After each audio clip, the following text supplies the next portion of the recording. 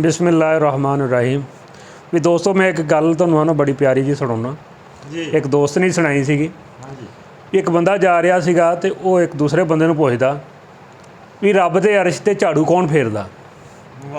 वो बंदे नूं पुछदा रहा, लोगों नूं पुछदा रहा, किसी ने कुछ दस्सिया, किसी ने कुछ दस्सिया, पर वो मुतमईन नहीं होया।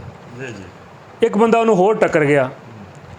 उन्हें कहा यार बाद दे विच झाड़ू तो मैं बाद च दसांगा तैनूं, पहलू ये मैनूं दस भी रब दे अरश ते गंद कौन पाउंदा। ठीक है, झाड़ू तो फिर ही फिरूगा जिथे उहते गंद फिरिया होऊगा। भी पहले मैनूं इस सवाल का जवाब लियाण के दे ते तैनूं फिर मैं दसांगा। वो इस गल का जवाब लभण चला गया, उन्होंने कितों ना लभ्या।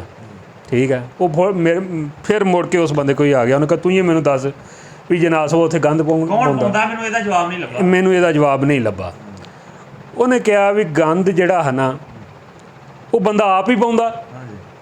ठीक है, बंदा जिहड़ी अपनी दिल दे विच जिहड़ियां चीज़ां रखदा ना, मैल रखदा वा, किसी बात को दूरता रखदा, नफरत रखदा, लालच रखदा वा, ये बंदे दा दिल वा।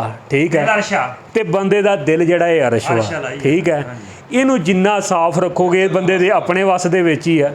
ठीक है, ये दिल जिहड़ा वा रब दा अरश वा। ठीक है, इनू साफ रखो।